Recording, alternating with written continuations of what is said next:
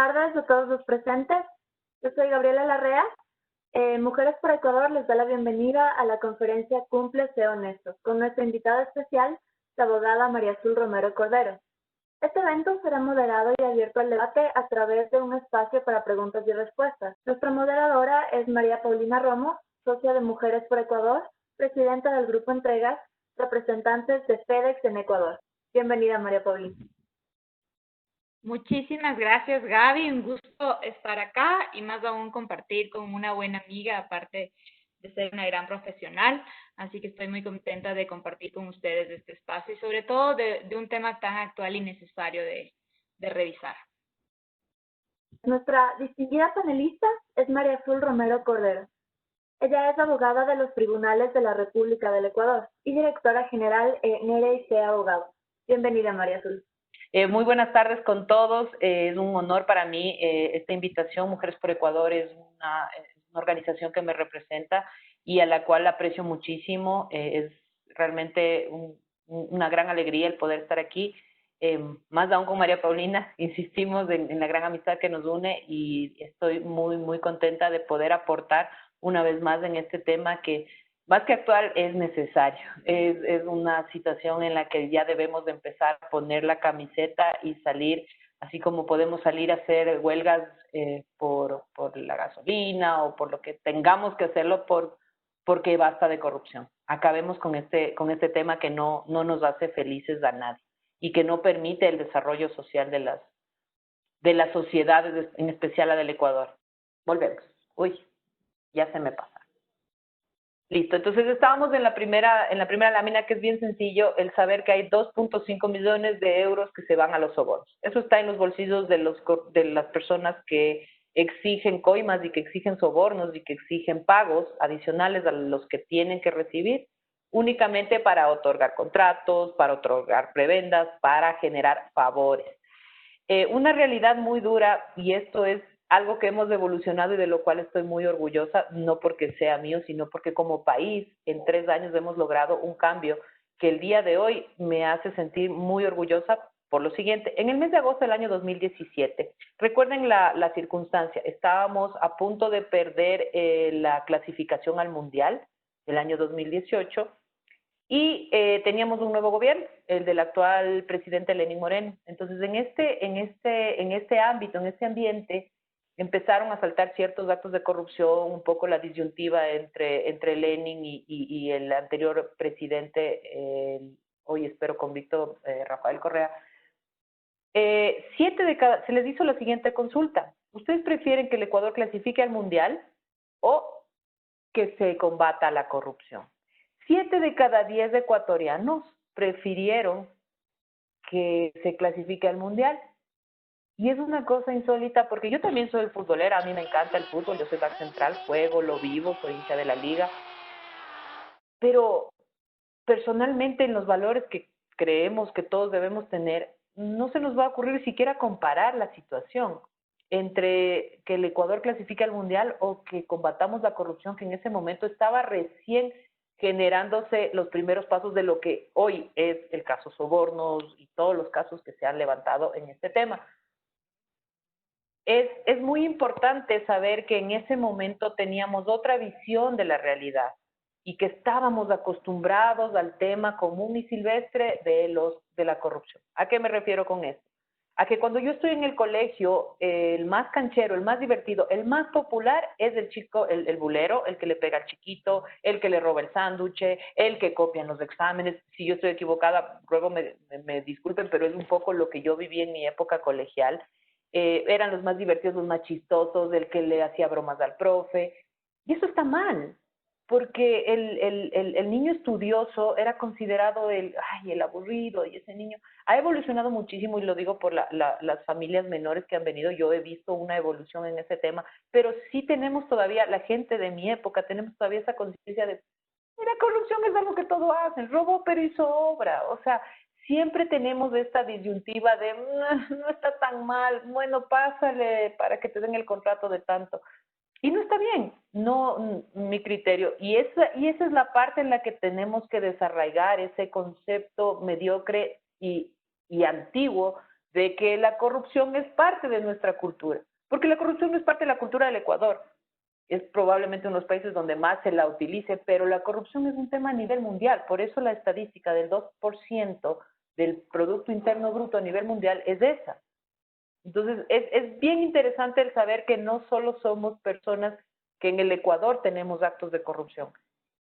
Otros datos interesantes, al año siguiente, en enero, de la consulta que les dice, se les consultó a los que si los políticos son corruptos, y el 79,6% de los ecuatorianos dijo que sí, que son corruptos, que la mayoría de políticos son corruptos, pero siguen siendo los mismos políticos, seguimos votando por los mismos políticos. A veces no sabemos ni por quién votamos, generalmente podemos votar por la lista a la que estamos adaptados a votar, y ni siquiera sabemos quién estaba primero, segundo o tercero en la lista. Y de pronto tenemos un montón de gente en la asamblea y no sabemos quiénes son ni qué hacen. Y evidentemente tenemos las leyes que tenemos. Y esto es toda la cadena de los problemas que se generan. En el mismo año, en el mes de junio, el 30%, apenas el 30% de los ecuatorianos esperaban que un político sea honesto. No me importa si es honesto o no, pero me cae bien, baila bonito, come guatita, habla bien, me abraza. Es una realidad. Bueno, por suerte esto creo a mi muy humilde criterio con las siguientes estadísticas. En el mes de marzo del año 2018, el 66,4%, y esta es la peor, prefiere que un líder haga obras, aunque a veces no diga la verdad. En la verdad puede estar cualquier cosa, ¿no? Pero hizo obras, o sea, no importa. Ya hizo algo que realmente me va a llegar a mí, que al fin del día llegará a algunos pocos, pero el tema de la honestidad es algo muy, muy valioso porque es algo que tenemos que mantener. En el mismo año, en el mes de noviembre, la consulta fue si en lo que va del gobierno actual consideran que la corrupción ha aumentado. Y el 68% dijo que sí. Aquí ya empezaron a saltar ciertos datos, entonces en la imagen de las personas ya tenemos esa conciencia de, la corrupción. Y sobre todo el tema de la impunidad. Ya cuando la corrupción no queda en la impunidad, la gente empieza a asustarse. Porque lamentablemente el ser humano somos así y la letra con sangre entra. Entonces, cuando se ve que algo está pasando y que puede pasarme a mí, pues vamos a frenar un poquito, a pesar de que siguen habiendo gente que lo hace sin el más mínimo reparo. En el año 2019, en julio, ante la misma pregunta, la respuesta de los ecuatorianos es que el 83,28% decía que había aumentado, es decir, que habíamos subido más o menos un 17% en el criterio. Al año siguiente, bueno, a 7 meses después, seguimos pensando, y esto puede ser consecuencia de la cantidad de actos que se han develado en esta época, ¿no? Que en esta época eran bastante pocos comparada con los últimos probablemente 6 meses. Esta es una de las estadísticas de las que más estoy orgullosa en este momento como ecuatoriana. En el mes de junio de este año se pregunta cuál es el principal problema que tiene el país en estos momentos. El 43,34% de los ecuatorianos dijo que la corrupción. ¿Qué quiere decir esto? Quiere decir que estamos tomando conciencia del daño que hace el 10% en el contrato que tú estás aprobando, el 5%, el 2%, o que no lo hago yo, pero que lo hace mi vecino ante la vista, de cierta manera, cómplice de los que estamos alrededor. Y siempre pregunto a las personas con las que converso o tengo entrevistas, les pregunto, ¿vamos a eliminar la corrupción en el Ecuador? Las estadísticas de esas encuestas, de esas mini encuestas, es del 1%, el 1% dice que no, el 99% dice que sí se va a eliminar la corrupción. Esta estadística es la que a mí me da la luz al final del túnel para pensar que sí es posible, que sí podemos llegar a tener. ¿Por qué? Porque si bien están diciendo solamente que es un problema porque está de moda y porque está saltando en todos los canales y porque cada día hay uno nuevo, no importa, con que ya se genere conciencia de que existe la corrupción y de que es un problema, de que ya no es una situación aislada en la que vivimos todos los días y no hay nada que hacer. Simplemente somos corruptos y así somos. Esta es la buena noticia que les puedo decir, que a mi criterio hemos evolucionado en este tema y que me permite, insisto, continuar en este plan y en esta carrera que me he impuesto a mí misma de luchar contra la corrupción. Cuando estuve dando mis charlas en la Dirección Nacional de Registro de Datos Públicos, me dieron nuevos aportes que preferí no poner porque me parece no he tenido la visión de hacerlo, pero uno de esos era, yo le voy a recompensar como usted se merece por el favor que me está haciendo. Y esto me decía la propia gente. Entonces es interesante cómo a la gente cuando se le hace, no entender, porque esto entendemos perfectamente, pero cuando se le hace visualizar la realidad de lo que implica la corrupción en el Ecuador y en el mundo, generan conciencia. Generan conciencia porque si me dicen cómo les han dicho que les van a auspiciar, quiere decir que aparte de que hay una empatía, hay una sinceridad de me ha pasado. Puede pasarnos, podría habernos pasado a todos o puede pasarnos todavía a todos. Nadie está libre del pecado, pero siempre es importante saber que hay la capacidad de mantener la integridad que todos tratamos de llegar a tener. En el tema de la ética laboral es básicamente hay que ver dos funciones. Hay dos formas para que un empleado vaya a su trabajo y cumpla con sus funciones. La una es su propia moral, es decir, a mí me enseñaron que llego y trabajo mis 8 horas, cojo mis descansos y produzco lo que tengo que producir. Y la otra es las amenazas por hechos de aplicación de sanciones. Entonces, es bien importante, insisto, el carácter moral propio del individuo siempre van a ser, pero hay límites y hay actos que lo llegan a corromper, no solamente en temas económicos, sino en temas actitudinales. Si tenemos un compañero de trabajo que tiene las mismas funciones y no hace la misma gestión que yo hago, pues lamentablemente tendemos a decir, entonces voy a trabajar igual que él, yo para qué me desgasto tanto. Y él de pronto le ascienden y adicionalmente le incrementan el sueldo. Entonces es así como que hay un rechazo con yo hago más, yo trabajo más y siempre vamos a estarnos midiendo con los de las, somos competitivos.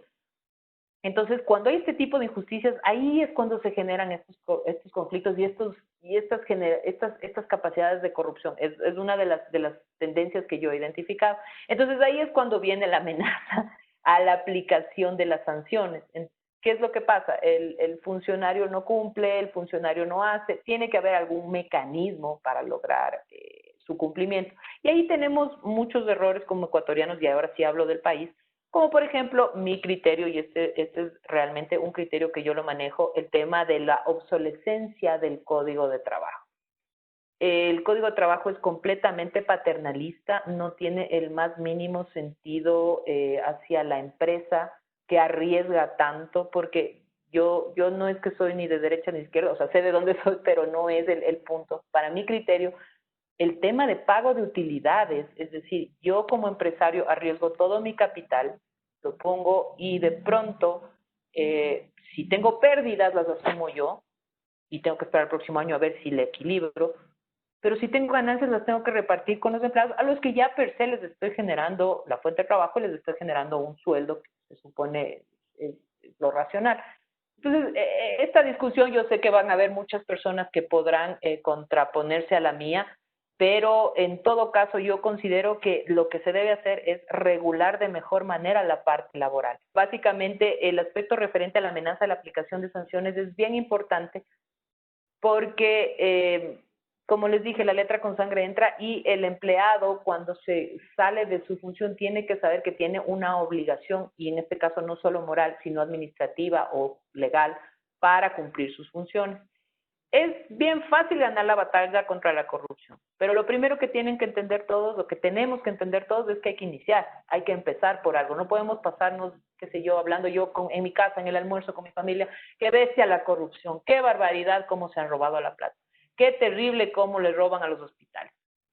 Eso no es lo que tenemos que hacer. Primero tenemos que hacer patria, tenemos que pararnos en alguna trinchera que nosotros podamos manejar y desde ahí elevar la bandera. Los honestos somos más, escuchaba yo en alguna frase, y creo que es parte de. Una de las fórmulas es, ya básicamente asentándolo fuera de la ideología amorosa que les puedo decir, ¿cómo consigo que en una empresa exista un ambiente de libre corrupción? Primero, un ambiente de control. Hay que controlar. Recuerden, lo que no se controla no se mide, y en este caso hay que controlar que se cumpla la normativa, siempre. Adicionalmente, hay que formar a las personas dentro de su empresa en temas de valores, en temas de procedimientos mínimos de conducta. Si yo tengo una oficina donde los viernes a las 5 de la tarde me encierro con la gente, con colaboradores, y saco mi botella de Donny Negro y me pongo a tomar, pues primero no estoy dando un buen ejemplo y segundo no estoy generando un ambiente realmente idóneo. Es decir, yo me puedo ir a tomar y si yo fuera alcohólica me tomo lo que sea en donde tenga que tomar, pero no en el sitio que me da de comer, mi percepción. Y eso es algo que sí se tiene que controlar porque la oficina tiene que mantener ese control de oficina, de trabajo, de ambiente laboral. Entonces tenemos el ambiente de control más la formación, que es dar capacitaciones permanentes en valores, más la ética que se tiene que dar en términos de regulación, eso se tiene que regular. Endurecimiento de sanciones, porque por lógica tiene que haber consecuencias a los actos negativos. Es como el caso sobornos, no puede quedar en la impunidad, tiene que haber sanciones. Y evidentemente la transparencia. Es muy importante que dentro de la transparencia se exija la comunicación veraz hacia todos los socios estratégicos, colaboradores y demás. Todo esto bien implementado te genera menos corrupción porque permite controlar más el movimiento interno de cada empresa.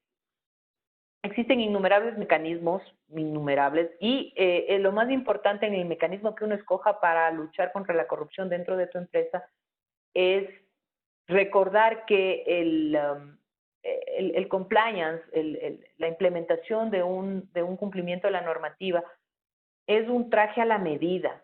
Es bien fácil llamarle a mi primo que tiene otra empresa y tiene sus políticas y con esto, es como el reglamento interno de trabajo, ok, yo le hago el copy-paste, le cambio los datos y ya, estos abogados no sirven para nada, yo soy abogado también. Esa es una frase muy común que he escuchado, pero no. Como toda normativa, hasta las normativas sociales responden a las costumbres propias de cada uno. Entonces, esta normativa también responde a la necesidad que tiene cada empresa. Entonces, no es lo mismo hacer un traje a la medida, en este caso, para una empresa de 5,000 personas, que hacerle un traje a la medida para una empresa de 200 o de 10. En algunas no tendrán la capacidad de tener procesos porque son muy pequeñas, entonces tendrán máximo un código de ética o un código de conducta. Y en la otra tendrá que tener, pero hasta el mínimo caso importante de verificación, porque hay más gente y hay mayor capacidad de perder el control. Entonces, cuando uno adopta el mecanismo para luchar contra la corrupción, tiene que tomar siempre en cuenta qué es lo que necesita como empresa y qué es lo que quiere obtener de eso. La mayoría de empresas, que está muy bien hacerlo, lo que quieren es un control financiero. Entonces, no les es suficiente con otro tipo de controles internos y consideran que el compliance va a permitir que esto suceda. Ahora, hay una diferencia entre los mecanismos para el sector público y el sector privado, precisamente porque no son iguales. Pero lo importante es que tanto el privado como el público tengan la conciencia y aún así la capacidad de implementar temas que vayan contra la corrupción. A pesar de que son diferentes los mecanismos en el tema de público y privado, son completamente compatibles. Puntos claves para no la corrupción. Esto quisiera que tomen en consideración que están enunciados algunos, pero no todos. Hay, como les digo, para la implementación del compliance, tienen que tener un traje a la medida. Entonces, si yo les pongo mínimo, cierto es que todas las empresas deberían tener un código de ética y un código de conducta ética. Eso es, pero lo elemental para una empresa que tenga una capacidad de luchar contra actos de corrupción. Se pueden manejar temas como reglas de buenas prácticas, prevención de riesgos laborales y principalmente protección de datos.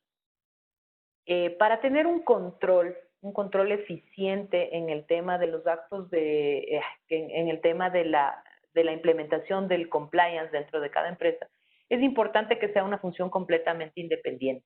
No puede tener jerarquía hacia una autoridad que simplemente pueda modificar la actividad de esta persona que está manejando el tema del control.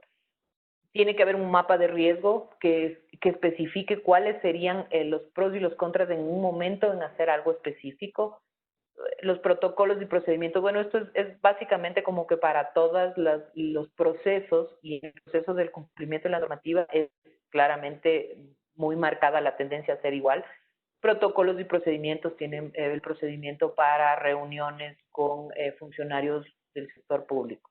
No está prohibido por la ley, por ejemplo, invitarle a cenar a un funcionario público. Está prohibido hacerlo con fines de beneficio personal o de la empresa. Porque si yo le invito porque justo salió la normativa de gobierno corporativo, si mañana le llamo al Esteban Ortiz y le digo, Estevitan es un funcionario público, yo tengo mi estudio jurídico que hace empresas y que maneja empresas. Le digo, Estevitan, vamos, te invito un ceviche. Qué lindo, las normas están súper bien hechas, me ayudan un montón. Chévere, toma tú, sí. O sea, no estoy haciendo algo ilegal y no estoy haciendo algo antiético. Hay que mantener protocolos y procedimientos, que es bien importante manejarlos de la forma correcta. La empresa no puede, no debe hacer un copy-paste del protocolo del vecino, porque tiene que ajustarse a la necesidad de la empresa. Las culturas organizacionales no son las mismas, pueden hasta manejarse los mismos mecanismos para hacerlo. Yo uso el fulano, el menano, hay un montón, el bacri, no sé qué. No importa si se utiliza el mismo esquema, porque somos humanos y los humanos variamos y nos adaptamos más o menos a ciertas realidades. Por lo tanto, la empresa tiene una realidad diferente. Así sean del mismo sector, tienen la capacidad de tener diferencias en su comportamiento y en su organización, en su cultura propia. Jamás se debe omitir la supervisión, la vigilancia y el control. Suena feo, suena policial y puede sonar lo que quieran, pero es la única forma de mantener el control. El control viene de la supervisión y de la vigilancia. Y en los temas de compliance hay que mantener el control. Es fácil desviarse del camino, es muy fácil, sobre todo para las empresas que maneja la gente. No quiero ofender a nadie y espero que no haya nadie, y si es que hay, me disculpa, pero la parte comercial es muy arriesgada a veces. En las empresas en las que yo trabajé era el choque más, o sea, yo creo que Star Wars, el 9 es nada al lado de las cosas que yo tuve que vivir con los comerciales. Y está bien, ellos tienen una misión, pero yo también la tengo como asesor. El abogado también tiene otra misión y tiene otra visión, porque ve más allá del voy a vender, qué es lo que hace el comercial. Pero siempre es importante que se mantenga el equilibrio. Por eso hay empresas en las que es más importante, les pongo un ejemplo, producir que vender. Entonces van a tener que enfocarse más el tema del compliance en la producción que en la venta. Hablo cualquier cosa, ¿no? Yo sé que no es así, pero puede haber empresas que, en fin. El ejemplo es más para que entiendan que no se puede tomar el copy-paste del vecino. Sí, hay formatos que tienen cosas que son básicas, elementales, pero el meollo, el duro de la normativa de cumplimiento tiene que ser adaptada a la realidad. Por eso hay que sentarse a hacer un due diligence, que se verifique, que se analice, que se comprenda toda la realidad de la empresa. Entonces, también hay los modelos de gestión, otra fórmula de control es los modelos de gestión de los recursos financieros, que son más o menos lo que les dije de, ok, yo puedo salir y gastarme un monto racional invitándole a mi amigo que está en el sector público porque hizo algo bueno por el país o porque quiero invitarle a conversar cómo está la situación y tener una relación, no sé si amistosa, pero una relación que nos permita conversar cuando yo necesito verificar el estado de la emisión de una normativa. Entonces, en los modelos de gestión hay muchas cosas que se deben analizar. Por ejemplo, el registro. O sea, si yo registro que me fui a almorzar con el funcionario público, pues estoy aceptando que no estoy haciendo absolutamente nada malo. Entonces, como que se transparenta. No se olviden nunca de que parte del tema de la gestión del recurso financiero es la transparencia. Otra cosa, informar los posibles riesgos de incumplimientos. Este es el Wisdom Holder, que ahorita ya se mencionó en la normativa de gobierno corporativo, que les voy a mencionar tal vez más adelante. Un fuerte sistema disciplinario por incumplimiento, eso es una realidad. No es todo el día hacerles enojar o cambiarles, pero sí decirles, a ver, ratito, ustedes están incumpliendo, tiene que haber sanciones. La impunidad es algo que no puede quedar en el limbo. No hay forma en la que dejemos impunes este tipo de cosas. Medidas de lucha contra fraude, el favoritismo, el dar preferencias a unos y a otros, que se genere ese mal ambiente laboral. Eso también genera el descontrol y ahí es cuando se nos va de las manos ciertas circunstancias que se pueden controlar si es que existe un nivel de procedimientos y procesos en los que todos actuemos de la misma forma. Evita la distorsión de la competencia, porque la competencia también tiene habilidades prácticas para hacer caer esta situación en la que yo estoy en cumplimiento, pero mi competencia puede darse el lujo, son economías de escalas, de bajar a menos de la mitad los precios. Y obviamente mucha gente se mueve por precios y voy a tener una caída. Pues lamentablemente esas cosas pasan y hay que prever eso ya en sus temas financieros. Para eso sí a los señores financieros o a los señores vendedores que verifiquen estas circunstancias. Garantizar la transparencia y la igualdad de trato, que va un poco de la mano con la igualdad. El conflicto de intereses, este es un tema bien importante porque creo que en todos los temas que corresponden al cumplimiento de la normativa debe manifestarse. Cuando hay un conflicto de intereses, más que el tenerlo, es el informarlo. No es fácil decir mi primo está vendiendo lo que nosotros queremos comprar y yo soy el jefe de compras, pero tiene un buen producto y tiene un buen precio y tiene certificaciones y cumple con los términos y las condiciones. ¿Por qué puedo no darle si es un trabajo honesto? No es un tema de que como mi primo lo tiene, no puede hacerlo. Es básicamente informarlo. Mire, mi primo tiene esto y podemos hacerlo en conjunto, pero voy a hacer con las otras constituciones y vamos a hacerlo así y yo le aviso. Le aviso porque en algún momento puede alguien decirlo, no, si yo sí dije que era mi primo. O sea, son cosas que mientras no guarden algún interés oculto, no importa. Lo importante es la transparencia. Entonces, igual, medidas de autolimpieza permanente para controlar, es muy importante hacer análisis de la situación. Hay formas hasta de, cuando a una persona, dicen que cuando a una persona en una empresa se le cierra el ciclo, se le acaba, se desmotiva, se conflictúa y debe ser pesado estar 10, 15, 20 años en lo mismo.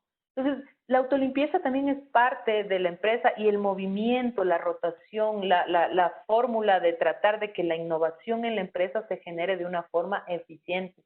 Y eso ayuda muchísimo al evitar ese tipo de, bueno, ya estoy aquí, ¿qué más hago? Gano lo mismo. ¿Será de que pueda hacer algún negocito? O sea, como que les limpia la mente. Estos ya son temas que podrían analizarlo.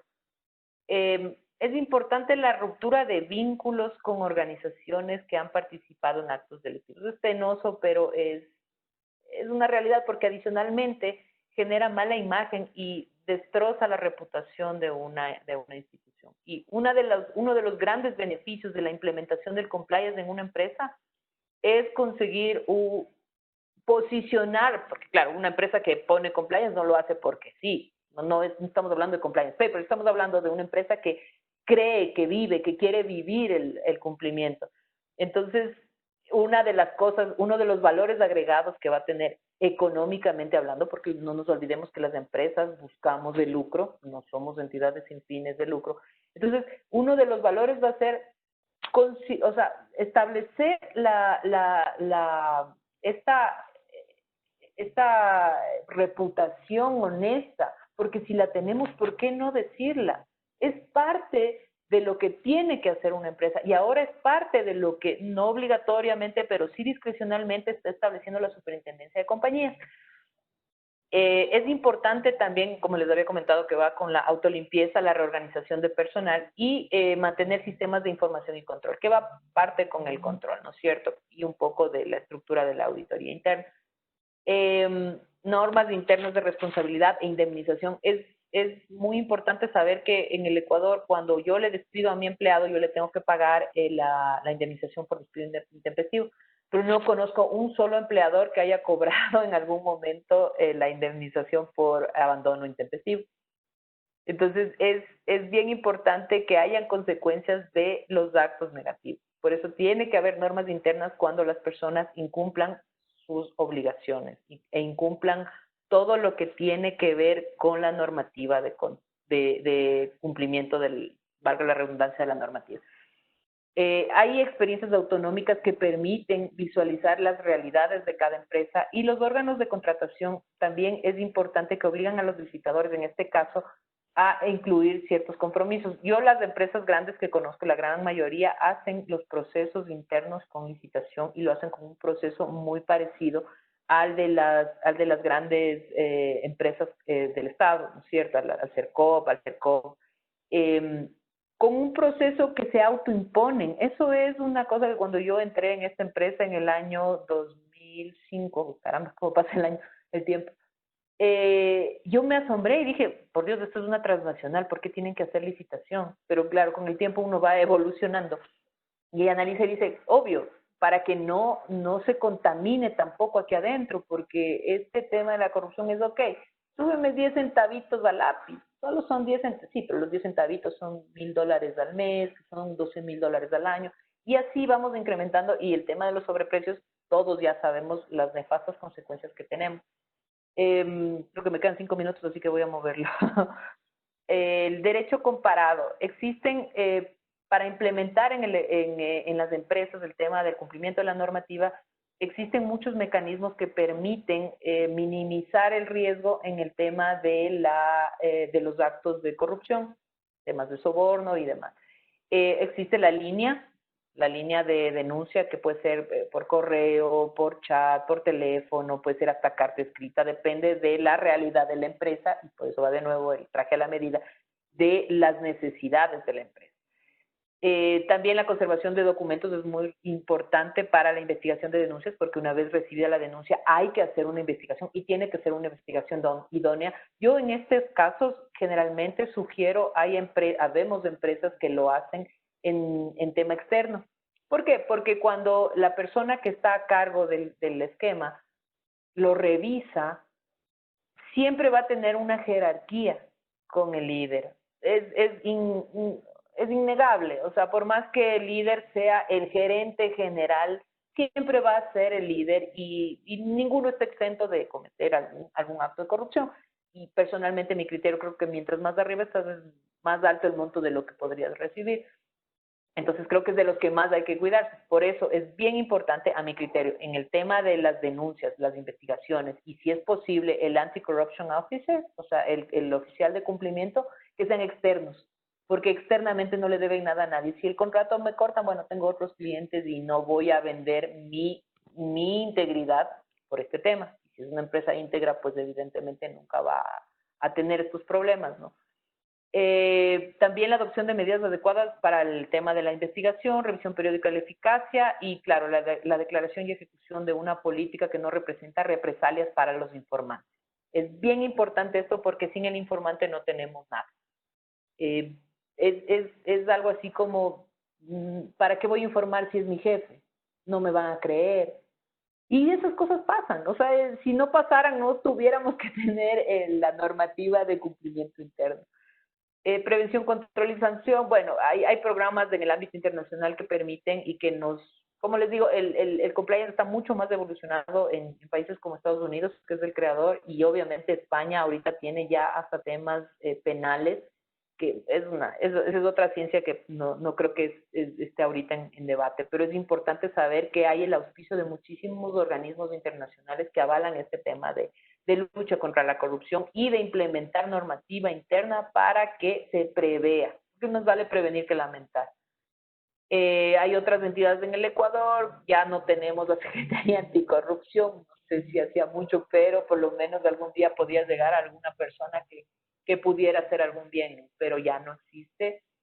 Tenemos con función de transparencia y control. Hay muchos organismos que se han creado y se han autocreado y es admirable cómo ha crecido, al menos en los últimos 6 meses, cómo han crecido organismos de gente que está cansada, pero cansada al límite del tema de la corrupción. Bueno, en el Código Orgánico Integral Penal es penoso. Cuando fui a verificar el tema de las reformas que se habían presentado, no se aceptaron.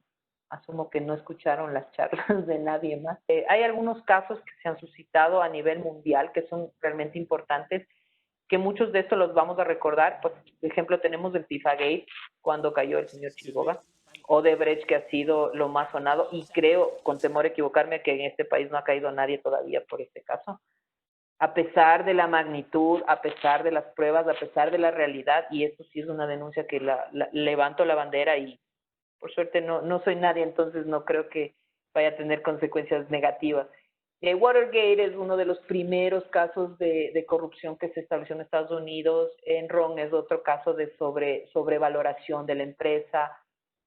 Bueno, la fortuna de Abacha era, por poner un ejemplo, del África, y obviamente un líder que se robó todo. Irán Contras, que es meter plata para los guerrilleros en Nicaragua para tomar una decisión. La partida secreta, que es bastante parecida a lo que viven en este momento los venezolanos, un presidente que se lleva el dinero en sacos de yute. Y Parmalat, muy parecido a Enron, que también le subieron los valores a sus acciones y al fin del día en libros no tenían nada. Pero este Lava Jato, que es el que desencadena el tema de Odebrecht en Brasil, es el que me interesaba un poco decirles. Aquí han caído, o sea, hay una película que les sugiero que vean, porque es bien importante, se llama El Mecanismo, que establece los sistemas de corrupción, los Serie, sistemas. ¿no? Es serie, yo la vi toda, pensé que era película. Es una serie en Netflix que la cortaron a propósito en Brasil. ¿Ah, sí? A raíz de que obviamente se dieron cuenta de los personajes y luego la volvieron a activar, sí. O sea, yo la vi, no me acordaba que era serie, pero la vi completita porque es impresionante la realidad, cómo en verdad funciona, y está cayendo ahorita, ¿no? Yo no sé si están cayendo todos los hilos del sistema, pero unos 2 que 3 están saliendo. Estamos hablando y lo digo a viva voz, los señores Bucaram, porque los señores Bucaram han mantenido esto desde que él se fue de la presidencia. O sea, desde el año 97, me parece que él salió, no, 96. En el 96 ganó, en el 97 salió. Y todo este tiempo ellos han mantenido, y yo conozco de algunas empresas que es lo que ellos han manejado. No quiero decirles porque obviamente no tengo las pruebas, pero me consta. Y ellos ahora les agarran, después de 20 años viviendo en Panamá, en la opulencia. Pero es increíble cómo este sistema viene desde el sistema que vino con Abdalá Bucaram. Entonces, les invito a ver esta serie. Es muy, muy interesante, es muy decidora y van a entender tantas cosas de lo que en este momento está pasando en el Ecuador. Acuérdense que el tema de Odebrecht en Brasil cayó en el 2014. Empezó en el 2014 y en el 2016. O sea, han pasado 4 años, aquí no hay un solo recluso ni analizado ni nada. Y seguimos, por suerte tenemos otros casitos que se pueden sacar. Pero es muy importante, yo la verdad es que sí aplaudo el tema de la fiscal, es muy criticada, es también muy admirada, sea lo que sea que esté haciendo, en este caso a mí sí me ha llenado muchísimo porque creo que está generando cambios positivos al máximo en la sociedad. Para mí, el que en el 2017 prefieras el fútbol que la corrupción y hoy lo identifiques 3 años después como uno de los problemas más grandes del Ecuador, para mí es un incentivo grandísimo, es un sí hay esperanza. Yo sí creo que en el Ecuador van a cambiar estos temas. En todo caso, mando 2 conclusiones y salimos al panel, mi María Pau. Bueno, las funciones de las agencias en general son creadas para la lucha contra la corrupción y estas deben ser multidisciplinarias, como el Anti-Corruption Officer no tiene que ser abogado, tiene que tratar de cubrir la necesidad de la empresa. La investigación, el monitoreo, la capacitación y la persecución es parte un poco del esquema del cumplimiento de la normativa. Debe garantizarse, siempre garantizarse la independencia en los procedimientos que tienen los funcionarios que manejan el cumplimiento de la normativa. Mecanismos de coordinación con instituciones de toda índole para cualquier tipo de circunstancias deben nacer de la voluntad política de cada empresa de erradicar la corrupción. Porque si tenemos compliance papers no nos sirve de nada. O sea, si yo solamente hago para decir que cumplí y luego me inscribo y saco la 37.001, que es la de gestión antisoborno, se llaman compliance papers, no me sirve de nada. Si no tengo la cultura y la ambición de hacerlo, no tenemos de nada. Y la obtención del fortalecimiento de las instituciones en pro de la lucha contra la corrupción generará una promoción en el desarrollo económico social. O sea, entendamos que 2.500 miles de millones de euros pueden generar un mayor desarrollo social, no solo en el Ecuador, sino a nivel mundial. Bueno, primero, María Azul, yo te quiero agradecer porque creo que ha sido bastante ilustrativo el proceso de entender y creo que hay que comenzar por temas básicos de conceptos, porque es una de las razones por las que tenemos una gran consecuencia de corrupción, porque no lo hablamos con los conceptos claros. Nosotros recientemente estuvimos en un reto anticorrupción y algunos ejecutivos que estaban dentro de la fundación en la que con la que estábamos tratando el reto nos decían, no es muy duro decir reto anticorrupción. Y a la vez dices, pero hay que hablarlo como es y hay que defenderlo en la misma lógica en la que se necesita defender hoy. Creo que en una ya casi contestaste. Luis Basante decía, quisiera consultar cómo una opinión del ¿qué les parece la implementación de normas internacionales como la ISO 37001, Sistema de Gestión Antisobornos, en entidades públicas? Si no hay apoyo directo de las autoridades, considero que es un saludo a la bandera. Estoy completamente de acuerdo, Luis. Es chistoso porque en el Ecuador hay una certificadora que tiene la capacidad de implementarla, de certificar con la 37001, que es la gestión antisobornos, y hay otras dos que lo hacen de forma, no entiendo muy bien cómo lo hacen, pero entiendo que sí tienen la capacidad de certificar porque vienen de otros países, que a mi criterio no es. O sea, yo en la maestría sí entendí que tiene que tener la calidad de certificadora. Lo más chistoso es que el CERCOP sacó y se certificó con una de estas que no tiene la capacidad. Y está bien, o sea, yo entiendo que sí son entidades que tienen la capacidad de la certificación y todo lo demás. Pero ahí es cuando empiezan las irregularidades. Y te voy a decir un ejemplo que me pareció terrible. Yo una vez me encontré con una persona que conozco y me dijo, ¿qué estás haciendo? Le dije, me voy a meter en compliance, voy a dejar mi trabajo, voy a ponerme en mi oficina y esto viene porque quiero esto. Me dice, ya busquemos clientes, chévere. Le digo, de una, vamos. Si quieres, trabajemos juntos, yo te enseño, yo te explico. Y me dice, verás, yo tengo unos amiguitos en el municipio de Manabí, me da un poco de la parte de la costa, porque ya es un poco costeña. Y me dice, pero de ley tenemos que dar para el partido. Y la verdad es que fue uno de los momentos más incómodos de mi vida, porque realmente entiendo que se maneja así la sociedad, entiendo que está arraigado, lo entiendo perfectamente, pero no le puedes decir a una persona que está haciendo compliance, o sea, que está tratando de iniciar una carrera en lucha contra la corrupción. Tenemos que aceitarle a los chicos para tener los municipios. Entonces, ahí es cuando lo cuento anecdóticamente. En realidad, 2 semanas no dormí, no sabía si tener, cuáles eran los sentimientos que me embargaban.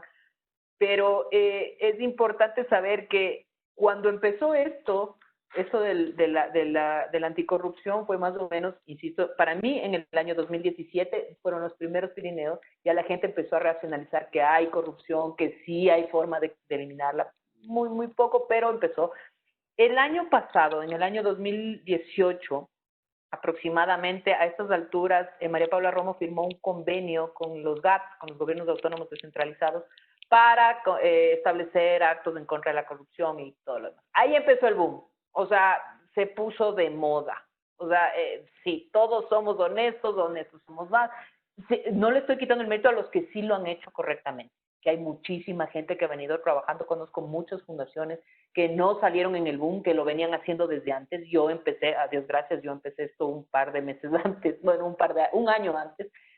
Pero no estoy juzgando, pero sí es necesario recapacitar en este tema de que a partir de ahí todos sacaron la certificación. Quisiera ver cómo están implementados los procesos, quisiera ver si todos no tienen el mismo código de ética.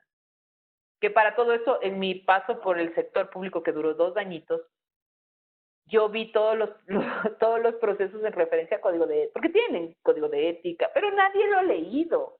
Perdónenme, yo he visto, yo lo he vivido. A mí me decían, firma aquí, me entregas. Yo, pero no hay que leer. No te preocupes, si quieres leer.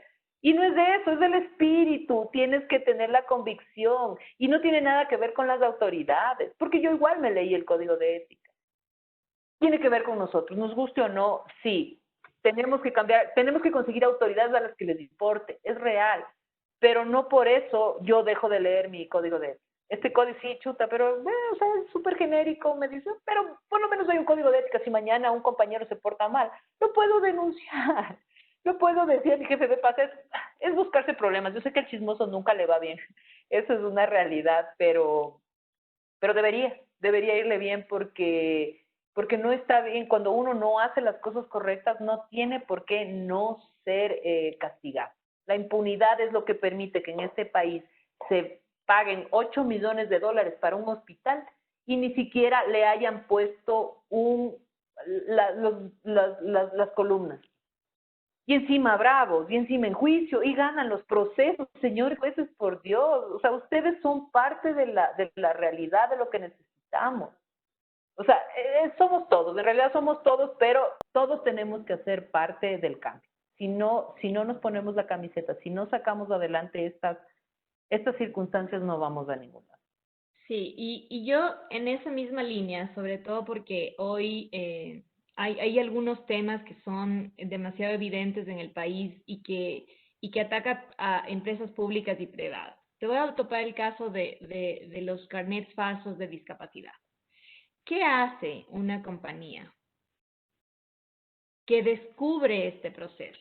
Acabamos de ver con la CNT que obviamente penosamente se demuestran que son falsos y el Ministerio de Relaciones Laborales dice son auténticos porque están inscritos, porque están avalados. Entonces, si las empresas tienen que demostrar esa falsedad y tienen que hacer todo ese proceso, no, de alguna manera del otro lado sientes esa frustración que no hay un acompañamiento para las compañías que también queremos hacer las cosas bien y que de alguna manera la evidencia de un dolo, de una deshonestidad en ese proceso, debería ser sancionada inmediatamente obviamente con los casos que tú puedas defender.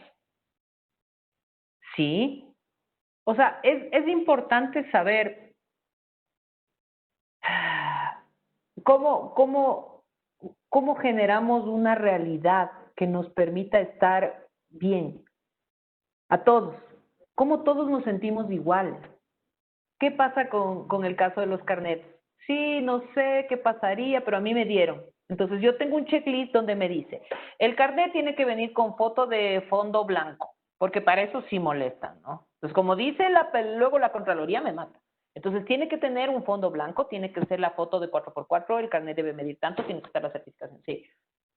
Pero también hay que tener un poquito, y eso es algo que yo juzgo mucho en el tema del sector público, la falta de criterio. O sea, son cosas tan evidentes que viene de una certificadora Patito, pero ¿cómo le dan el cargo a la certificadora Patito? Entonces ya viene de otro lado la disyuntiva. Es complicado, pero es parte de, si yo hago mi trabajo en el sector público, lo tengo que hacer bien. Yo no puedo mediocremente decir, sí, a ver, cumple los requisitos que me establece la norma, sí, check, check, check, check. Pero no me fijo si es que la certificadora es la certificadora que está en el CERCOP, por darte un ejemplo, ¿no? O sea, o vamos al CERCOP, que lamentablemente para mí es una cosa terrible y yo no le veo la luz al final del túnel con el servicio de compras públicas. Porque ¿cómo es posible? Y este ejemplo lo pongo como la cosa más real.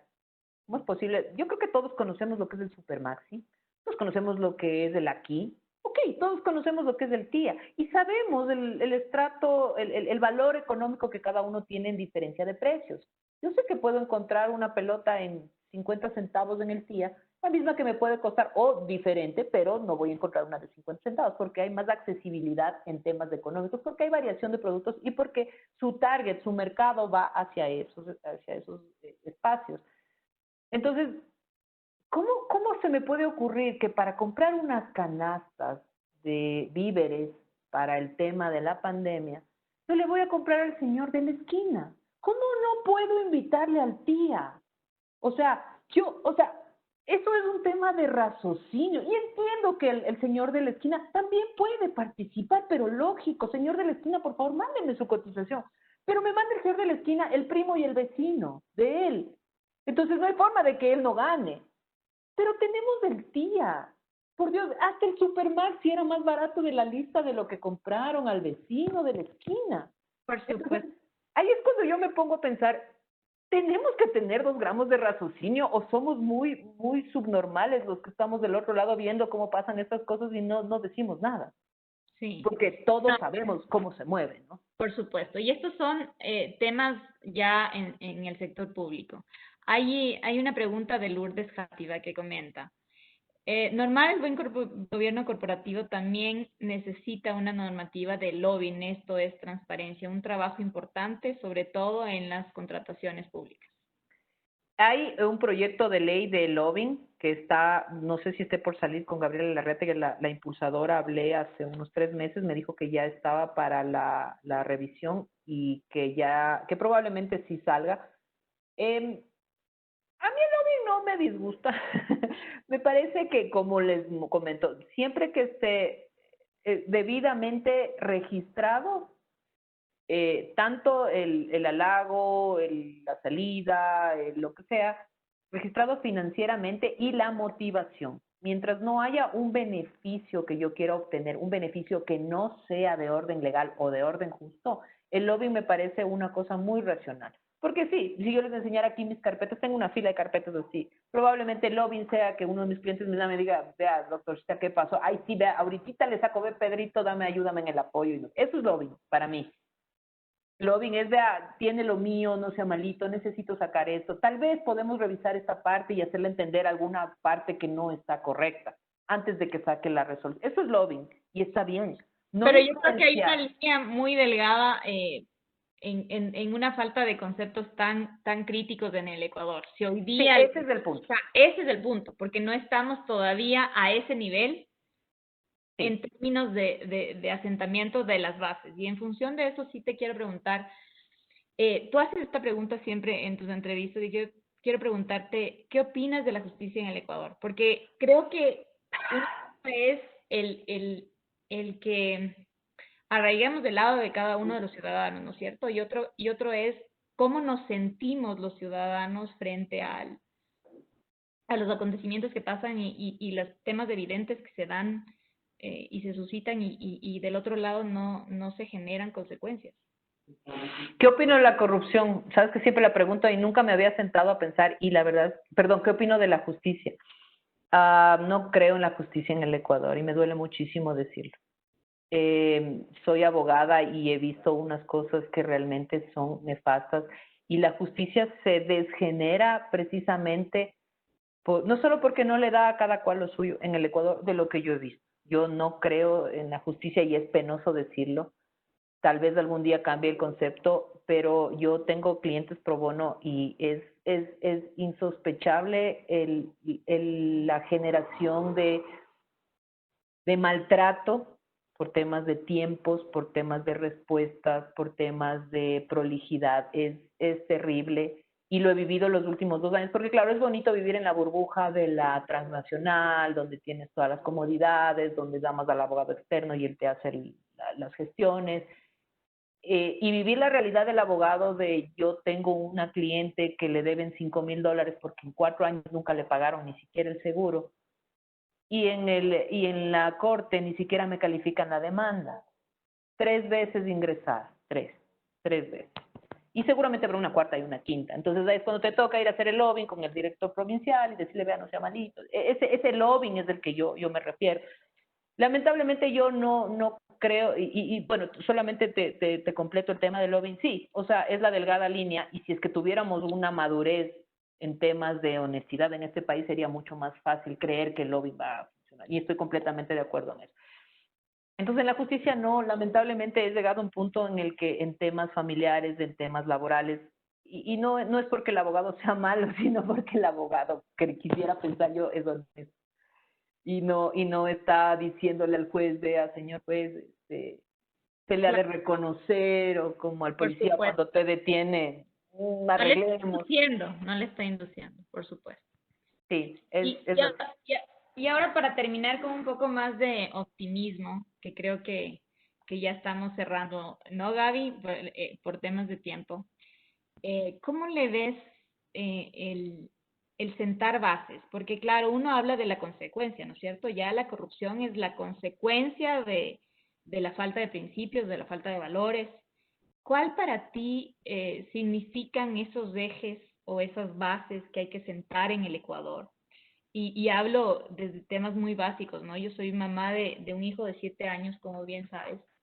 Y claro, si él no entiende hoy que, que, que la mentira está mal, si él no entiende hoy que tiene que ser puntual, si él no entiende hoy que él tiene que ser honesto consigo mismo en ese proceso. Difícilmente él a los 26 años, a los 30 años que esté tomando decisiones, lo va a poder entender.